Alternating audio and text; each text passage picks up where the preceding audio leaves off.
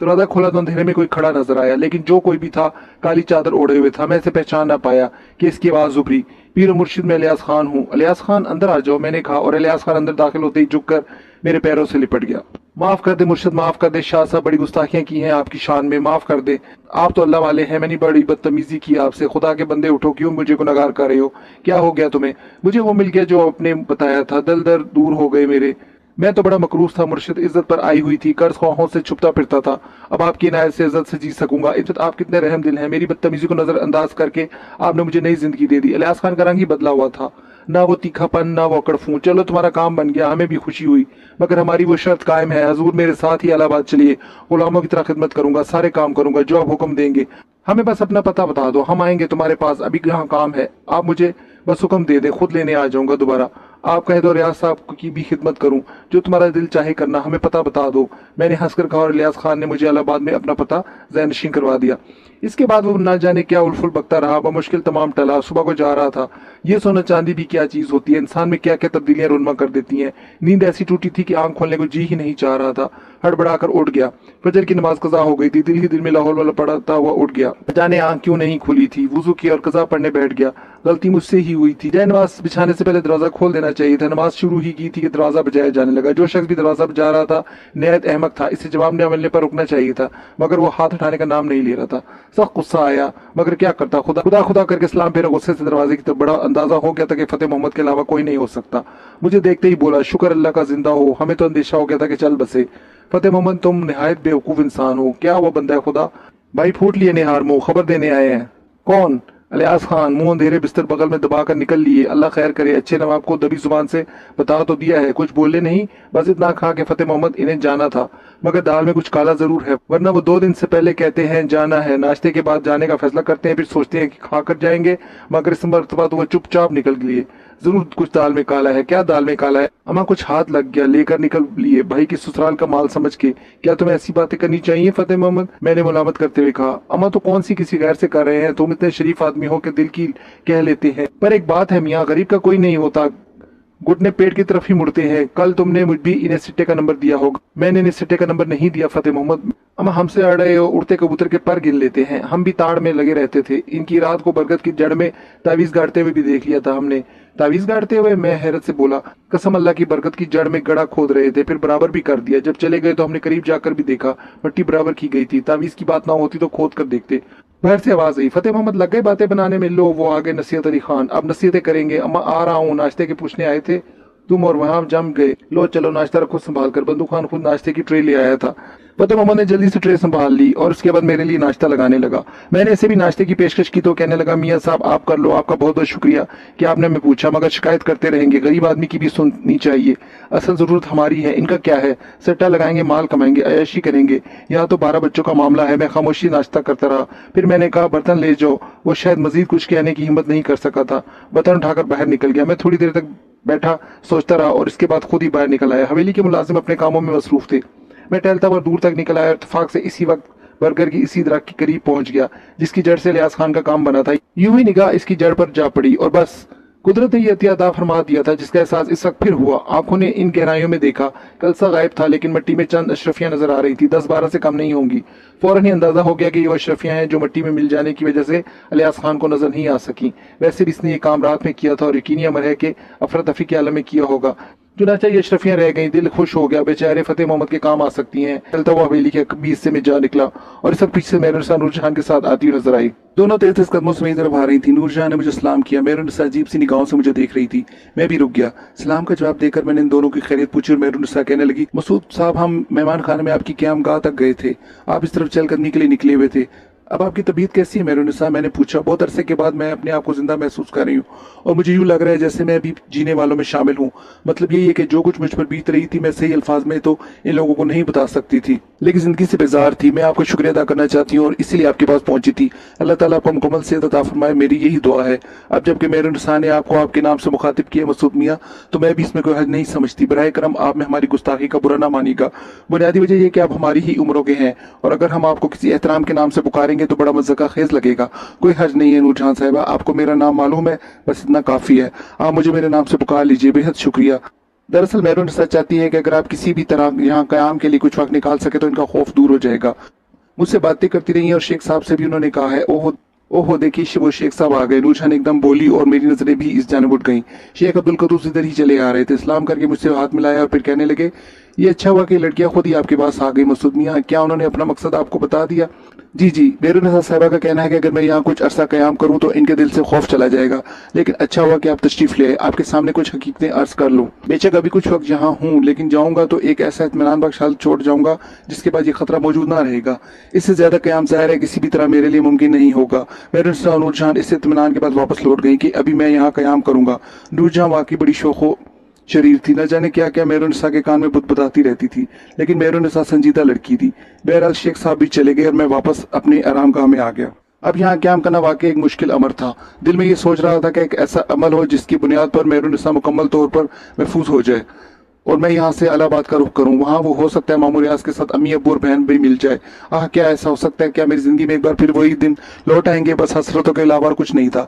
न जाने क्यों तकदीर पर भरोसा नहीं रहा था कि वो मुझे मेरी लुटी हुई दुनिया वापस कर दे। शाम को तकरीबन 8:30 बजे मैंने खुद फतेह मोहम्मद को अपने पास बुलाया और वो मेरे करीब आ गया।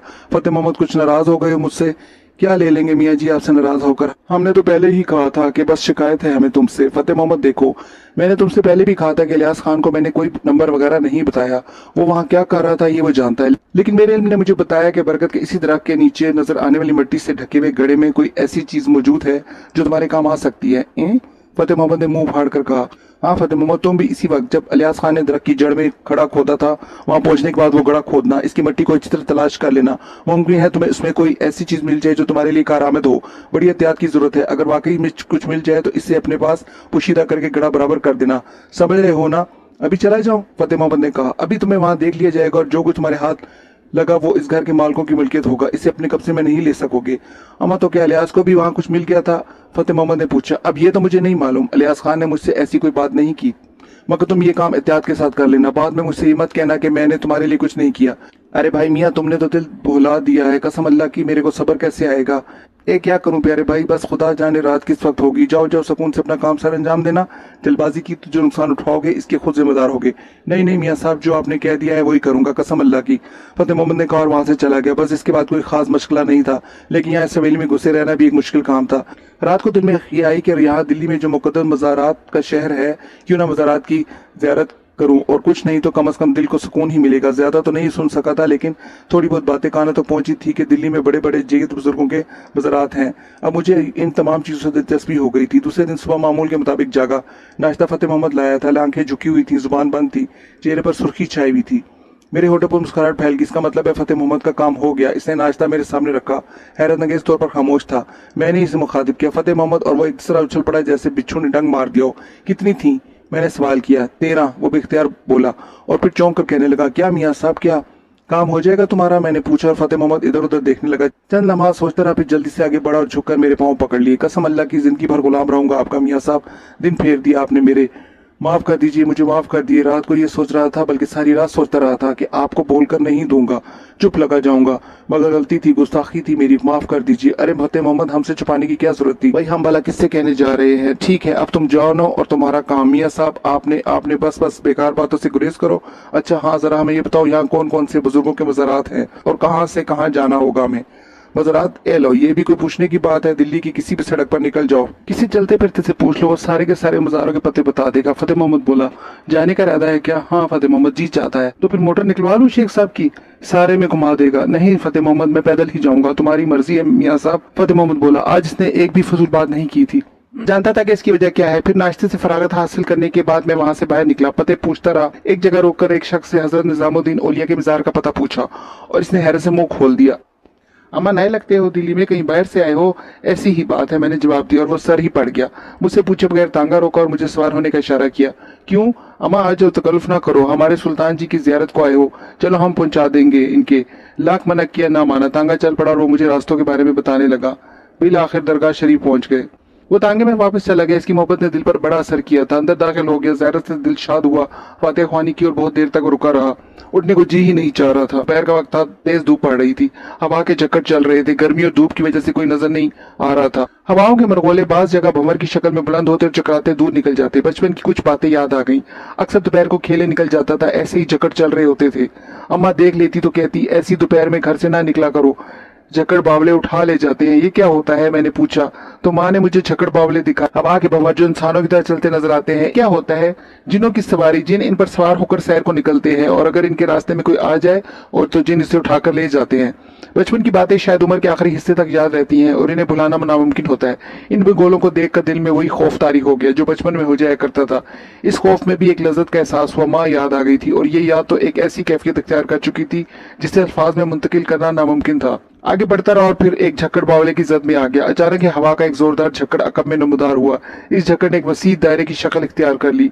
गहरी और गाढ़ी मट्टी कई फुट ऊंची बुलंद हुई और चकराती हुई इस बर्क रफ्तारी से मेरी जानिब बढ़ी कि मैं इसके लपेट से ना निकल सका। यूं लगा जैसे जमीन से पांव उखड़ गए हों।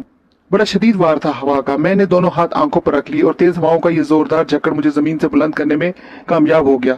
तमाम एहसास जाग रहे थे और किसी भी किस्म के वहम का गुमान नहीं था। बस मैं सोच रहा था कि अब जमीन पर गिरा तब गिरा। संभलने की कोशिश नाकाम हो गई थी।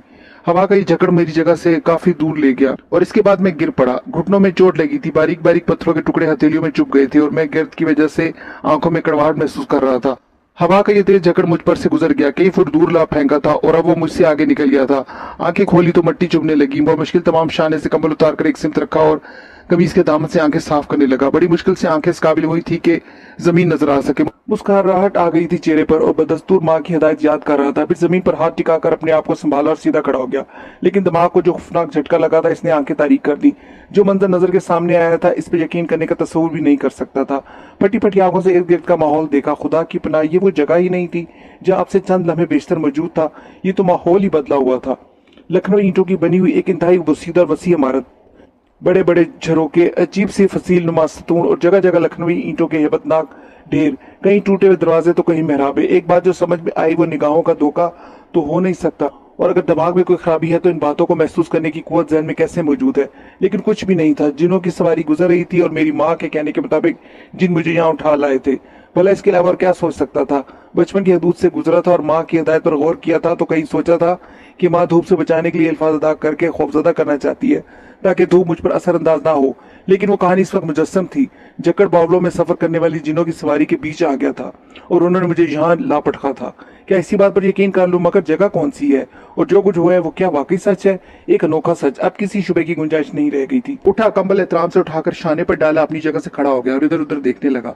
ये टूटी इमारत कहाँ है कुछ अंदाजा न था। आसपास टूटी दीवारें, झाड़ियां और वीरान और हैबतनाक मुनाजिर के अलावा कुछ नहीं था। ईंटों से बने हुए चबूतरे की जानिब बढ़ गया जिसकी सीढ़ियां भी टूटी हुई थी। चबूतरे पर पहुंचा और इधर उधर देखने लगा। दूर तक वीरानी बिखरी हुई नजर आ रही थी। दफतन ही कदमों की आटे सुनाई दी और सिमत का अंदाजा करके इस तरफ मुड़ गया। 3 दर एक साथ बने हुए थे और इनके दूसरी तरफ अंधेरा सा छाया हुआ था। आने वाले इन्हीं दरों में से बरामद हुए थे। तीनों दरों से एक एक फर्द बाहर निकला था। शानों से लेकर टखनों तक के सफेद लिबास में मलबूस, चेहरों पर दाढ़ी, और ये चेहरे आम इंसानों जैसे ही थे। मैं इनके मखसूस लिबास से अंदाजा लगाने की कोशिश करने लगा ये कौन हो सकते हैं। यूं महसूस हुआ जैसे वो मेरी यहाँ मौजूदगी से वाकिफ है और मेरे ही लिए अंदर से निकल कर आए हैं। बैरतौर इंसान थे, खौफजदा होने की जरूरत नहीं थी। मैंने देखने लगा और वो तीनों कदम बढ़ाते हुए मेरे नजदीक पहुंच गए। फिर इनमें से एक ने हाथ के इशारे से मुझे आगे बढ़ने के लिए कहा, लेकिन मैंने फौरन ही सलाम कर दिया। सलाम का जवाब तीनों ने दिया और इसके बाद इस शख्स ने जिसने इशारे से मुझे आगे बढ़ने के लिए कहा था मदम लहजे में कहा, अंदर चलो तुम्हें तलब किया गया है। मैं कुछ और सवाल पूछना चाहता था लेकिन इनमें से 2 मेरे अकब में आ खड़े हुए और उन्होंने हाथ से मेरे शाने को धकेला। खासा ताकतवर धक्का था। मैं आगे बढ़ता चला गया और इसके बाद यही मुनासिब समझा कि खामोशी से इनकी हिदायत पर अमल करूं। इनका अंदाज सख्त था। वो लोग मुझे लिए हुए दरमियान के बड़े दरवाजे से अंदर दाखिल हो गए।